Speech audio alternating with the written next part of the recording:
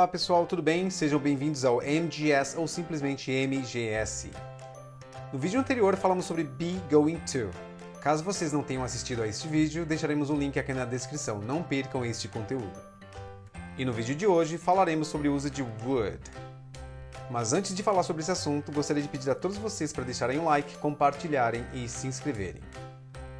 Como usar would?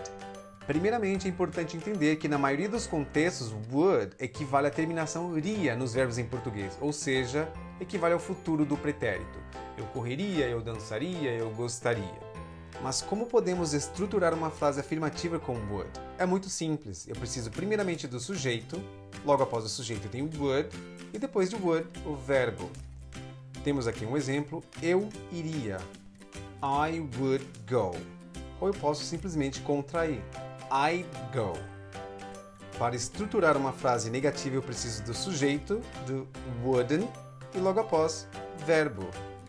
Eu não iria, I wouldn't go.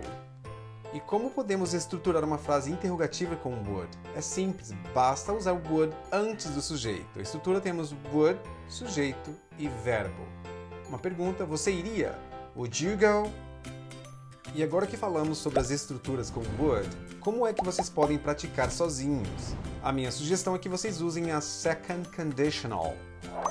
Mas o que é uma second conditional? São frases com sentido hipotético, ou seja, quando expressamos a ideia de que gostaríamos que a nossa realidade fosse diferente. Um exemplo disso é: se eu tivesse dinheiro, compraria uma casa. Mas como podemos estruturar esse tipo de frase em inglês? Observem que não é tão complicado. Eu preciso primeiramente de if, mais um sujeito e verbo no passado. Portanto, se eu quiser dizer se eu tivesse, if I had. Se eu pudesse, if I could. Se eu soubesse, if I knew. E logo após esse tipo de estrutura, eu uso uma frase com would, sujeito, would e verbo. Observem uma frase. Se eu tivesse $1 milhão, eu viajaria o mundo. If I had $1 million, I would travel the world. Uma segunda frase. Se eu soubesse onde o Mike mora, eu o visitaria. If I knew where Mike lives, I would visit him. Um outro exemplo. Se eu pudesse, se eu soubesse, se eu conseguisse falar japonês, eu moraria no Japão. If I could speak Japanese, I would live in Japan. Um próximo exemplo, se eu visse a sua irmã, eu falaria com ela. If I saw your sister, I would talk to her. Quando usamos esse tipo de frase, se alguém fosse algo ou outro alguém, expressando a ideia de possibilidades remotas ou quase impossíveis, ou até mesmo impossíveis, usamos geralmente a estrutura if, sujeito, mais were. Um exemplo, se eu fosse você, eu não faria isso. If I were you, I wouldn't do that.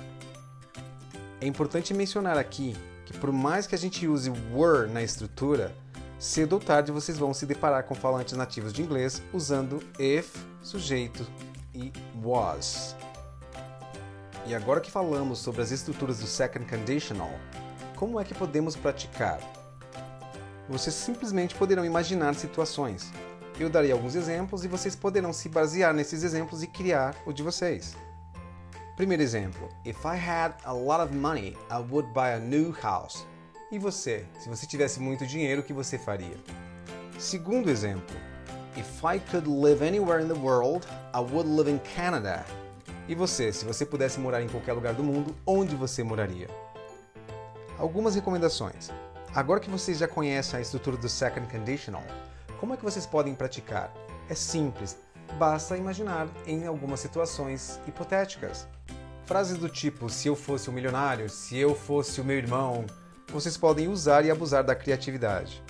E lembrem-se, se vocês se sentem confortáveis escrevendo as frases, perfeito, mas é extremamente importante que vocês falem as frases de vocês.